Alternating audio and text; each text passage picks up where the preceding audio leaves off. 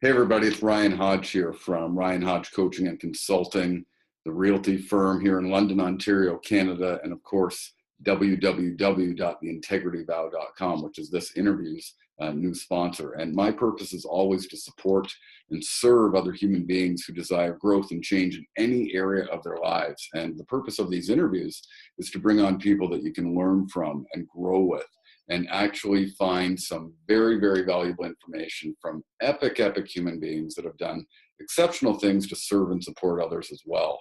And today I am blessed to bring you Bill Ferguson. And Bill Ferguson's approach to life has been called the penicillin of psychology. He's been featured on Oprah and recommended by the Wall Street Journal. And his book, How to Heal a Painful Relationship, has become a national bestseller. His newest book, Get Your Power Back, shows how to find and heal the inner issues that destroy love and sabotage our lives. Bill shows step-by-step how to resolve problem areas, heal relationships, and create a great life. He trains therapists, leads seminars, and works with people around the world. Bill, it is an absolute honor to have some time and spend it with you today. Well, so much looking forward to being with you. This is a real treat for me because, like, you and I are so much on the same wavelength. Well, listen, let's dive in because I honor your time. I know you're a busy fellow as well, but take us inside. How you came to be in this field of work, where you started, and what's brought you through all of these amazing experiences, and how you're serving and supporting so many people on this wonderful planet. Oh, well, I started out as a divorce attorney. Okay. And early on, I realized that I could either be a peacemaker or an adversary. And I decided to be a peacemaker. Mm. And my focus was on having my clients clean up their relationship because it made the legal work so much better, so much easier. And then in the process of that, I learned a lot about relationships. And 15% of my clients canceled their divorce and stayed together. And of the 85% that did divorce, virtually all of them did it as friends. Mm. And that's with very rarely do I ever see the other person. I just interact with my client. But when my client changed how he or she was towards the other person, it changed how the other person responded in return. Mm-hmm. So that was where I first started discovering how we really create our life. And in the beginning, the thing I noticed is the thing that makes the difference in relationships is the experience of love. Love is never enough. The divorce courts are full of people that love each other. It's the experience of love that matters. So if I interact with you in a way where you feel loved, our relationship will be great. If I interact with you in a way where you feel unloved, our relationship will be a mess. Mm-hmm. And it's up to me. So I started learning a lot about the experience of love and in relationships. And then I started seeing that it's not just about the experience of love in relationships, it's having that experience of love in all of life. Mm-hmm. Because when that experience of love is present, you're happy, you're alive, you're free, you're on top of life, you're creative, you're resourceful, you have a very positive energy, you radiate that positive energy, and great things happen. And that's the natural state. Mm-hmm. And I started doing workshops, actually, 30 plus years ago, teaching this. And I've written a number of books. And in the process, I started discovering what it is that messes everything up. Hmm. And ultimately what it is this old childhood hurt of feeling worthless, not good enough, not worth loving, failure, that sort of thing, which is never the truth. It's just a suppressed emotion, but it's an emotion that's so threatening. Our whole lives are about running from it. Mm-hmm. And then in the running from it, that creates a state of fear, upset, and tunnel vision. It destroys our ability to see what needs to be done, and it forces us to act in a way that magnifies the problem. So every area of life that doesn't work, every relationship that doesn't work, every self-sabotaging behavior pattern, every area where we suffer, ultimately is going to come down to this hurt. You heal that hurt, that area of life starts clearing up, and it starts clearing up fast. Mm-hmm. Mm-hmm.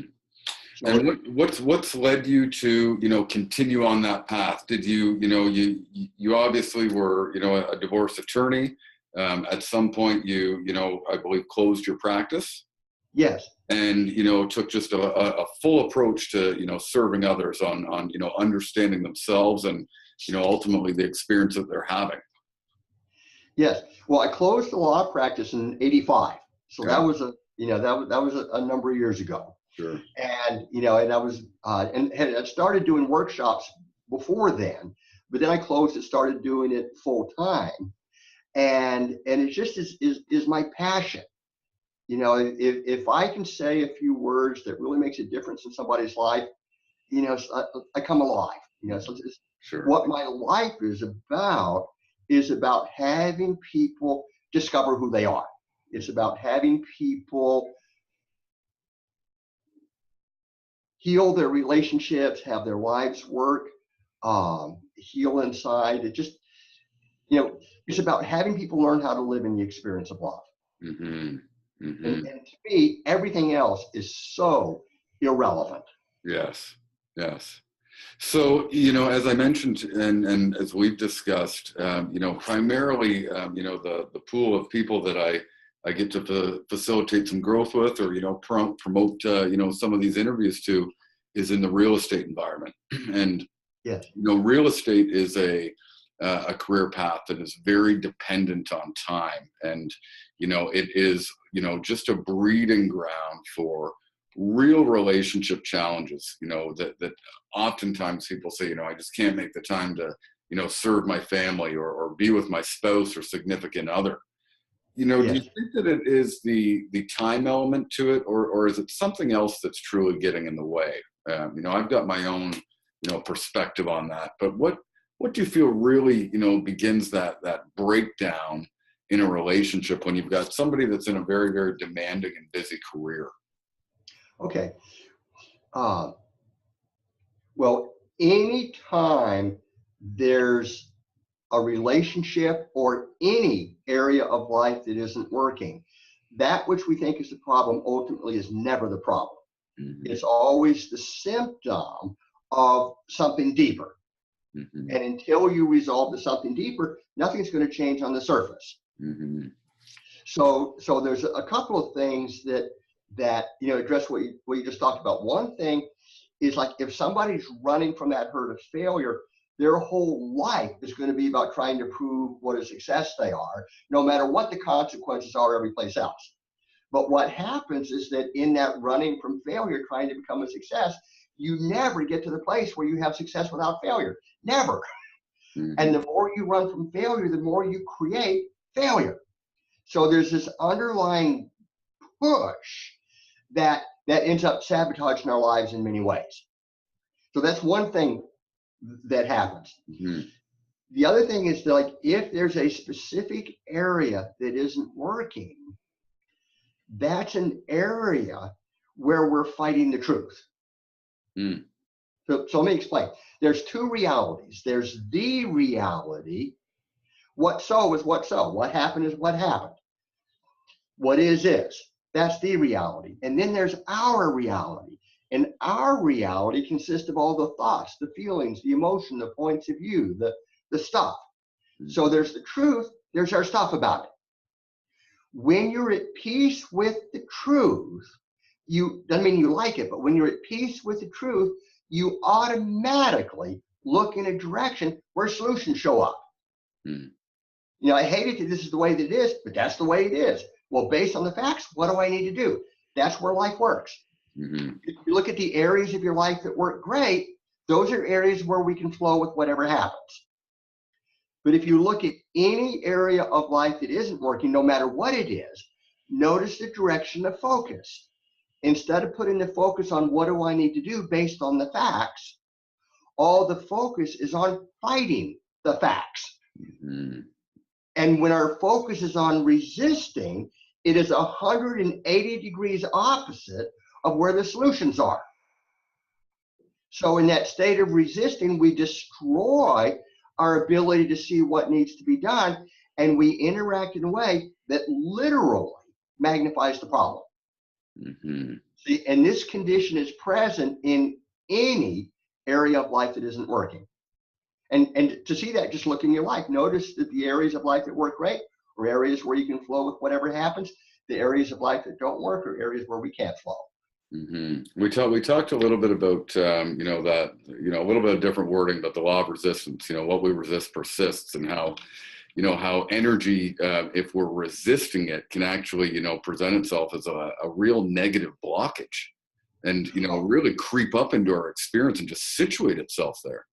Oh, absolutely. Because see, we create our lives. One of the ways that we create, one of the most powerful ways that we create, is by resisting. Whatever you resist, you're going to magnify and give power to. So, example, imagine on the ceiling above you 4 large yellow balloons. But whatever you do, don't think about them. See, and then the more you try to get rid of the yellow balloons, the more you try to not think about them, you get yellow balloons everywhere. Oh yeah, absolutely. Another example, have you ever had a relationship with somebody and that person had a characteristic that you couldn't stand and you resisted that characteristic?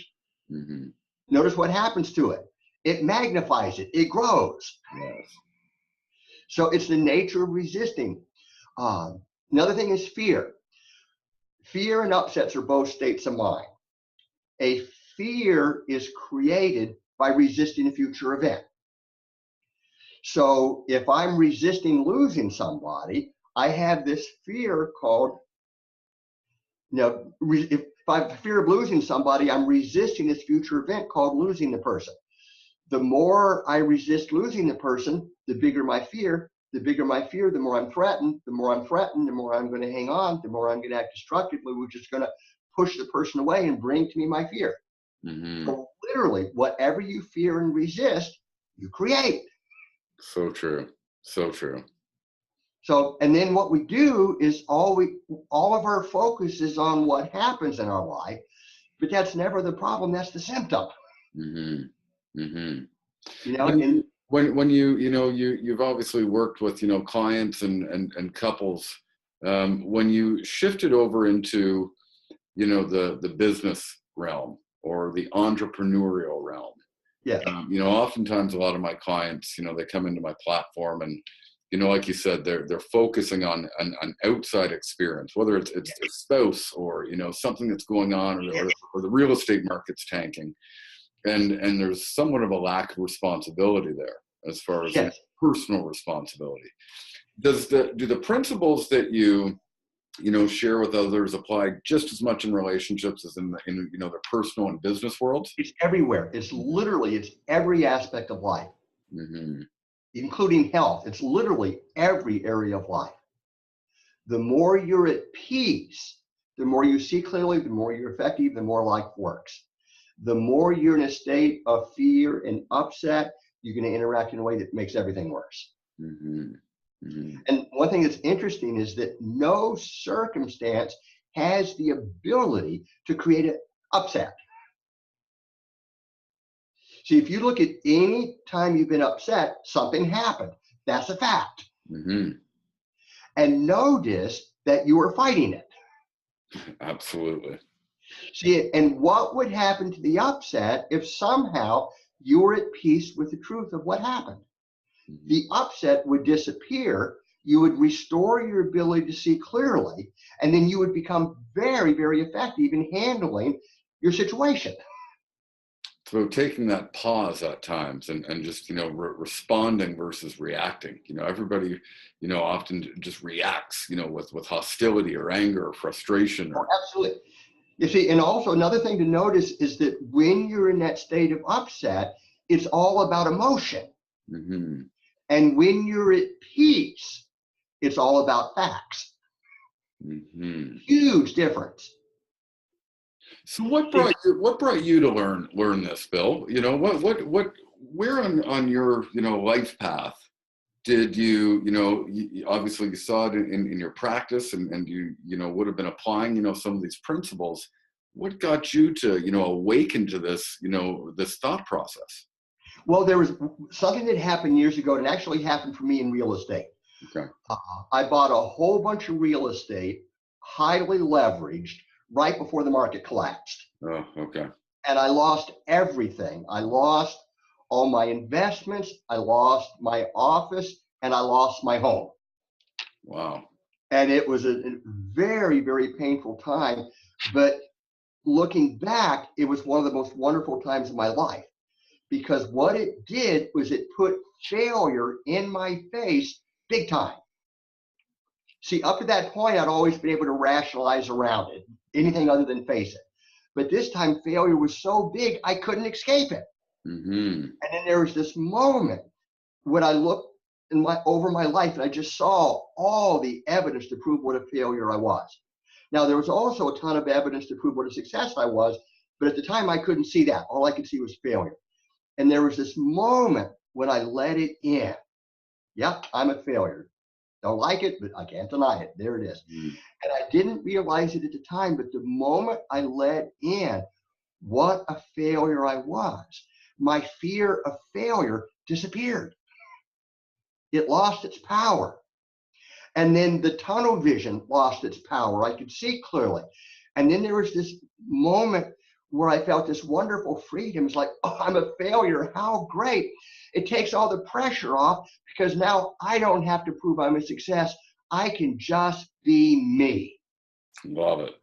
And that was the point when my life started working. Mm-hmm. And then I saw that every person, every one of us, has a similar hurt that we run from. It's just that each person, it's a different hurt. For me, it was failure. For somebody else, it's stupid. For somebody else, it's not good enough. But everybody's got something. And in the automatic subconscious avoidance of that hurt, destroys our ability to see what works, and it forces us to act in a way that creates more hurt. Mm-hmm. And that's the bad news, not the bad news, that's the great news, because life is forever putting in our face the very things we need for our healing, so that the rest of our life can be so much better. Mm-hmm. It reminds me of one of the first books that I read on this as well. Along these lines was Dark Side of the Light Chasers by the late Debbie Ford. And, she talked about the beach balls, picturing yourself in a pool of water. One of my first coaches actually got me onto Debbie Ford. And, having all these different parts of our personalities, basically, floating on the surface. But what we do in our human experience is we try and push them all underwater, Yes. and suppress them. And Yes. eventually one is going to, fly to the surface, creating chaos in our lives. Yes. Where what we need to do is learn to allow them to float and just be like Yes. it. I think that's what you're saying there too. Yeah. What ultimately, it's allowing yourself to be human. Mm-hmm. See, and more specifically, it's like no judgment can exist in reality. Mm-hmm. Like worthy, worthless, success, failure, good enough, not good enough. They only exist as judgments. So in reality, it would be physically impossible for us to be any of this stuff, because it doesn't exist in reality. It only exists in our mind. But in the realm of thinking, all judgment exists. Mm-hmm. You're worthy, you're worthless, you're smart, you're stupid, you're brave, you're coward, you're success, you're failure, you're everything. Well, if there's any aspect of you that you're not at peace with, your life is going to be about trying to prove it's not true. You're going to keep creating it, and life's going to keep putting it in your face so that you can own it. Well, when you can own it, it loses power, it loses relevance. And when you can own all the aspects of you, the worthy, the worthless, the success, the failure, the good, the bad, the ugly, you become whole and complete. You cannot be threatened, and you cannot be hurt. Mm-hmm. And life is constantly trying to get us to that place. Absolutely. Absolutely. And in that place, and to the extent we get there, life works. Mm-hmm. It sure does. It sure does. So let's talk about the one book first. The Mastery of Life. Well, there's the 3 books I've written. One of them is How to Heal a Painful Relationship, Mm-hmm. and then that's about how do you, in the conflict, heal the hurt and restore love in a relationship. Yes. And then there's the book Get Your Power Back. Right. That's about how do you find and heal these deeper issues that mess everything up. Sure. And then there's a 3rd book that I've written called Miracles Are Guaranteed, and that's about how do you live in the light. And sorry, and so these are all on Mastery of Life, correct? That's where yes, on the web. Yeah, the website is masteryoflife.com. Okay, and I'm going to get that information for everybody that's viewing as well. When you wrote the first book, you know, take us through that and you know how that affected others. You know, the principles of it. You know, where they can, you know, really dive into something, because we know that this is just, you know, rampant in our society, especially in a business environment with relationships and you know, I mean, the divorce rate in the real estate environment is, you know, has to be among one of the top professions for sure for that. Yes. Well, the number one biggest killer in relationships is not being at peace with the truth of the way somebody is. Hmm. So let's say you and I are brothers. Well, you're you, whether I like it or not. Mm-hmm. I can love the way you are. I can hate the way you are. It ain't going to change a thing. You're still you. Well, the thing that makes the difference in relationships is the experience of love. If I interact with you in a way where you feel loved, our relationship will be great. Mm-hmm. So what creates the experience of love is giving the gift of acceptance and appreciation, which ultimately is nothing more than being at peace with the truth of the way somebody is.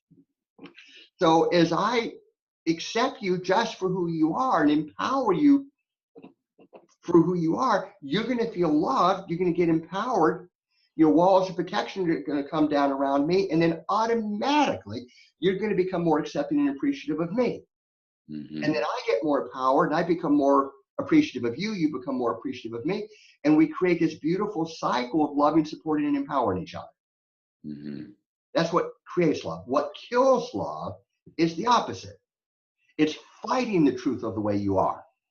You need to change. You're messed up. What's your problem? What is the matter with you? Mm-hmm. So as I become non-accepting, you get hurt, you get upset, you put up your walls of protection, and then you give it right back to me. And then I get upset and I give it to you, and you give it to me, I give it to you, you give it to me, and it's back and forth like ping pong. Mm-hmm. And then what happens is we create this cycle of conflict, this cycle of hurting, attacking, and withdrawing from each other that just sucks the experience of love right out of the relationship. Yes. And whenever you have a relationship that isn't working, this underlying cycle of conflict is present. And here's the thing that's so fascinating about it. In order for a cycle of conflict to exist, there must be two active participants. I give it to you, you give non-acceptance to me. Mm-hmm. I give it to you, you give it to me. Back and forth, back and forth. It takes two people to keep the conflict going. It only takes one person to end it. As soon as I refuse to return the serve, the cycle of conflict ends. Mm-hmm. See, and that's why it is that I was able to produce the results I did as a divorce attorney, you know, with 15% of the people staying together and the rest parting as friends, was that it was just my client that did it. Mm-hmm. Because I didn't have any interaction with the other person. But that's all it took. When my client changed how he or she was towards the other person, it changed how the other person responded in return. Mm-hmm. Relationships are not 50-50. Relationships are 100-100. When I point at your 100%, I give you all my power. When I point at my 100%, I got power. And that's the key. I love that. And you know, the book, How to Heal a Painful Relationship, goes into all that. Sure. And I would think that, you know, that can apply to any relationship, you know, not just husband and wife or, you know, spouses. But it is. It truly, it's your relationship with your kids, with coworkers. It's people. Yes.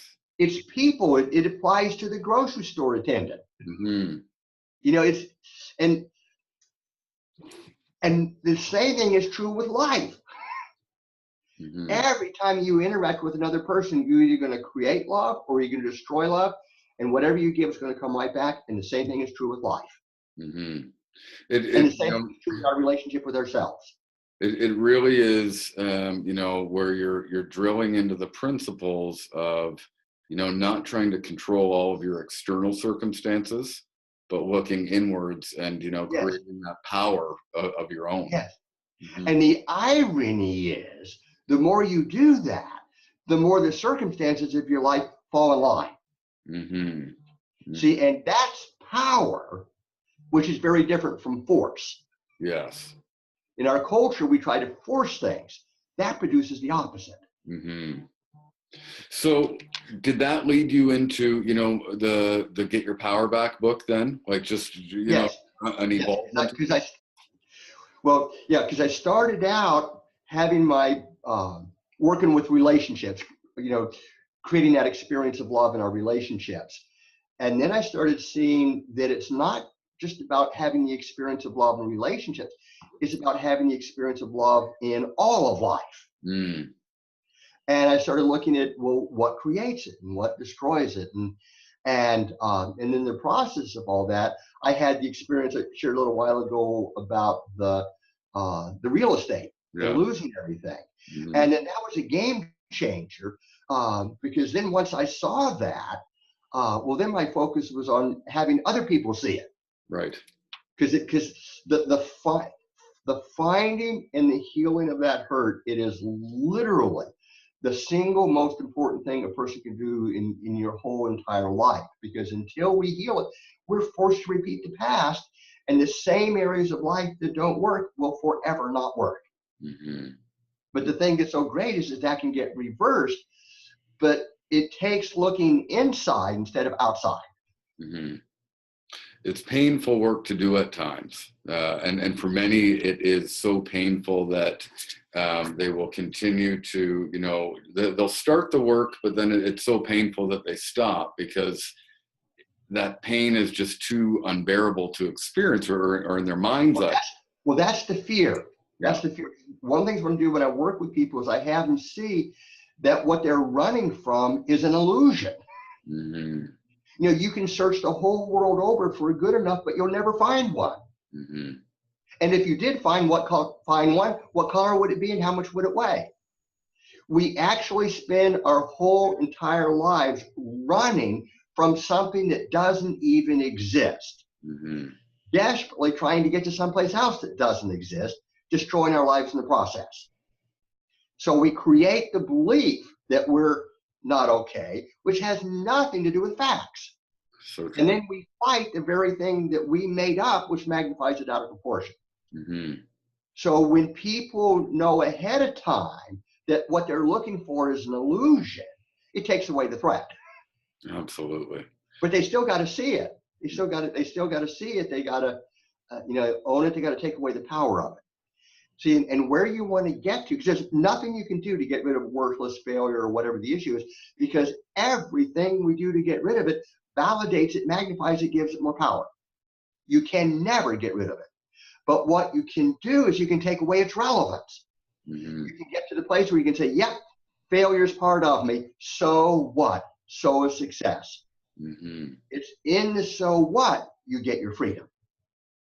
You see, but that has to happen on an emotional level, not an intellectual level. Right. Knowing it intellectually isn't going to change a thing. But when you know the profound truth of it on a heart level, it changes everything. Yes. And so would you say that this approach is, is it psychology? Is it spiritual? Is it, personal development? What is the line of work that you would, call this for people to support themselves? Well, it goes in all of them. Hmm. People often ask me, well, what do I do? Yeah. And I don't have words for it because it's in everything you just said. Sure. Sure. I just don't have words for it. Hmm. You Hmm. know, but it's something that, see, once you see this stuff, you can't argue about it. Hmm. But you can go a whole lifetime and never see it. Yes. And many don't. And probably most don't. Right. Right. So this work obviously is not for everybody. No. Uh, but boy, it's sure wonderful for those who seek it. When when I work with people, and you hear in lots of mainstream media, the fear of failure. Yes, yes, Oftentimes I think that there's so much that isn't covered on the fear of success as well. yes, Well, ultimately, the fear of success is the fear of failure. Mm. You see, it's if I succeed and I really have my dreams come true, what happens if I blow it? Mm-hmm.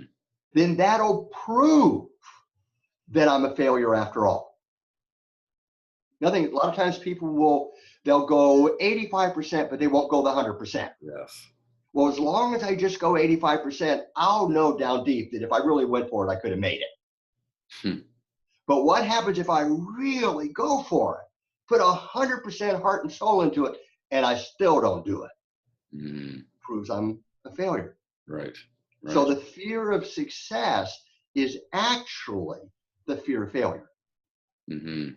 Mm-hmm. Makes And total sense. yeah, and then the more you heal failure, well, then the fear of failure disappears, the fear of success disappears, the tunnel vision disappears. And then, because like in my running from failure, all my focus was on how do I be a success? Mm-hmm. That created a state of tunnel vision. And all my focus was on how do I make things be a certain way? Sure. But the tunnel vision destroyed my ability to see what works. It destroyed my ability to see what needed to be done. Mm-hmm. The tunnel vision blinds you. Yes. And so what would be, a few key steps for somebody that, maybe listened to this and they said, I think that I'd like to make some changes. Where do they start? Okay. Well, one thing, I have a website, masteryoflife.com, and you can go there, there's a section called articles and more, and then read the different articles, watch the videos, and it'll have you see very clearly why your life is the way that it is. Mm-hmm. So the first step in turning things around is to discover how you're creating your life. Because when you can see why your life is the way that it is, well, then that gives you the power to start determining how it will be. Mm-hmm. You see, and again, it requires looking inside instead of outside. Because as long as we're focusing outside of us, outside has the power. Mm-hmm. When you focus inside, you get the power. Well, and it's one of those things that when I apply it, even on a business perspective, right now up here in Canada, or especially in my market, really, really low inventory. So tough market for realtors. In some of the local areas, 50% less homes changed hands, this year compared to last. So agents are selling a lot less real estate. Yes. And so you just hear the common, theme that, market's really tough. But there's always, a percentage of people that are selling more real estate than they ever have inside these markets. Yes. But they're focusing inwards versus outwards. Yes. So whenever you're in a difficult time, and one of the things about life, it's going to bring us challenges and difficult times. Difficult times are always temporary. Mm-hmm. The only question is, they come and they go. The only question is how fast. When you fight the difficult times, they move very, very slowly. Mm-hmm. So whenever you're in a difficult time, very important to just let go and trust. Because when you're threatened, when you're in that state of fear and upset, it will destroy your ability to see what you need to do. Mm-hmm. And it will get you in trouble. So when you're in a difficult time, you got to develop your ability to let go and trust.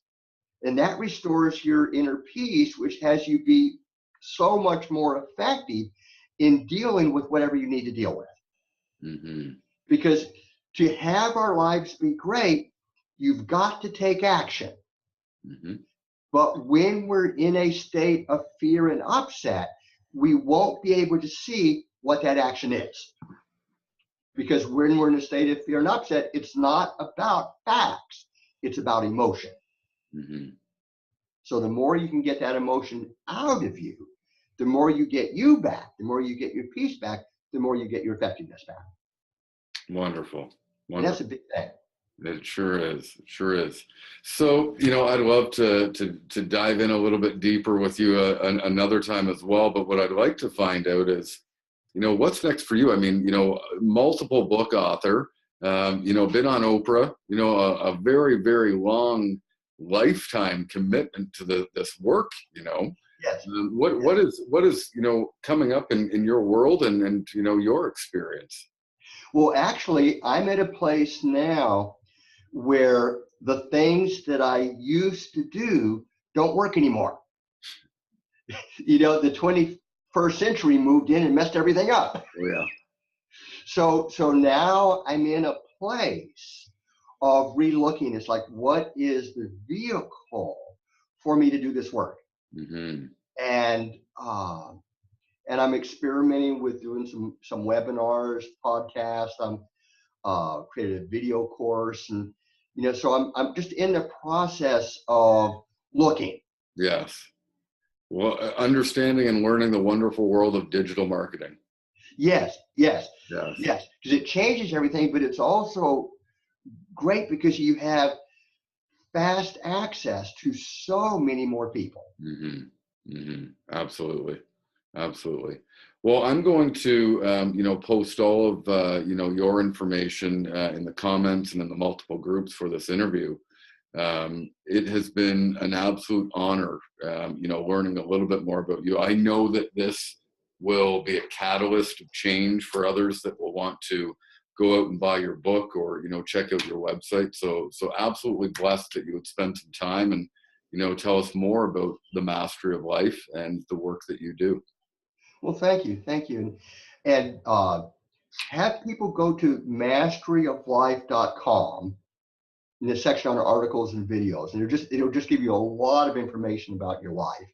Sure. And then also I have a video course that's for people. There's a free e-course, and I do individual work with people, and also we do in-person programs. Wonderful. But Wonderful. the main thing is, like, we have within us the ability to create great lives, but you got to know how, and you got to take the steps. Yes. And you are a proven facilitator of helping others do just that. So wonderful to spend some time. I hope to spend some more time, and just want to say thank you so much for being here today. Yeah, well, thank you. And then please, if there's any way I can support you in your life, let me know. Will do for sure. Thanks so much. Great. As always, Ryan Hodge here from Ryan Hodge Coaching and Consulting, the realty firm, and www.theintegrityvow.com, bringing you just some amazing people that want to serve and support you at the highest level possible. Today it was a blessing to have Bill on the show, and I will certainly get you all of the information so that you can find out more about him, all of his courses, books, and what an amazing human being and contributor that he is. So thanks for watching, and we'll talk real soon.